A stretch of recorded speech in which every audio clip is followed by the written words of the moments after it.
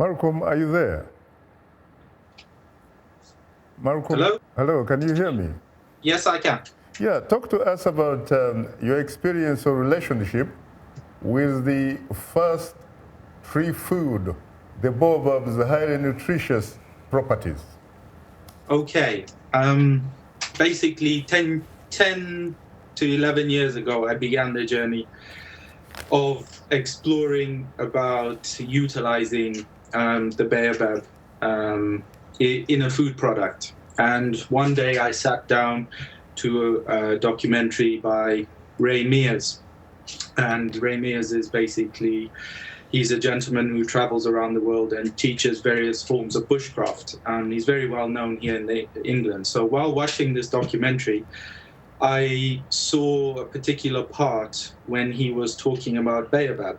And on that part, he was actually visiting the San tribe of the Kalahari. And since I was from Zambia and we grew up with baobabs and eating what is known as the cream of tartar, I was very taken by the fact that they were actually using the seed as a substitute for coffee.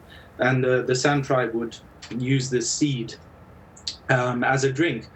And that was the initial light bulb moment for myself, where I thought, after working in the natural and organic health sector for close to 12 years, I can launch a product using this. But after traveling back to Zambia and meeting a wonderful lady at a cooperative, I found she was the only person actually processing baobab. And then getting back to England and trying to launch an African named company that was utilizing the baobab wasn't easy. We had to go through a whole novel foods application approval because the fruit was never consumed in this country.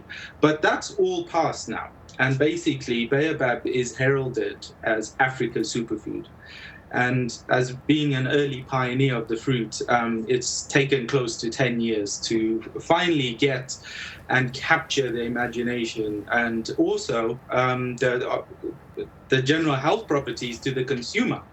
So we're finally at that stage where people realize what baobab is, and it's a wonderful ingredient, and not just the health properties, because it basically has twice as many antioxidants as goji berries, cranberries, and blueberries. Very rich in calcium, very rich in iron. It has double the iron of red meat, and really rich in dietary fiber. And it's a wonderful ingredient. As a chef, it has many various uses, but the really key thing is that the baobab can help double the income of over 1 million rural communities in Africa because the fruit isn't utilized.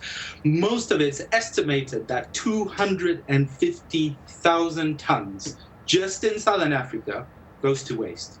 It's an amazing resource waiting for the African landscape to utilize, more so the people. And this is what I do. This is what I've been trying to do for such a long time. And I am obviously very privileged to finally reach a stage where in the next coming months, some of our products will finally come mainstream. And this is the beginning process when larger amounts where the small rural communities who have been harvesting can actually start benefiting.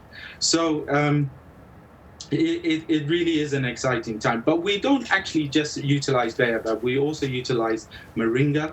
We're trying to pioneer the cooking side of shea butter as well. And we've had a very hard time also trying to have the African plum known as safu reach the commercial stages. So at this stage, our focus has been baobab. We're now moving it slowly into moringa, and shea butter is coming within the next few months. It is available on our website. But then safu, we're hoping once we get some funding, we can basically pioneer that as well. I see. Let me come to you, Nigisti. I'm sorry for due to some technical difficulties. You're probably not able to share what I am listening to. Do you have any specific plans for example, expanding your business? I realized that there was a time when you told me that you were thinking in terms perhaps of opening up some business back in Ethiopia? Yes, I am seriously concerning going there, and hopefully by next year. It's not a restaurant. I'm going more of agriculture or into the farming.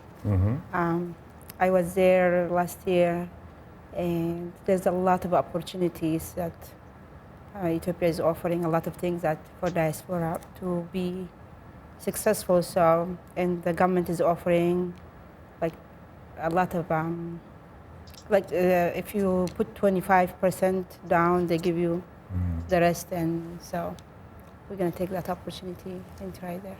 I know, of course, walking back in memory lane, that you are a product of humble beginnings.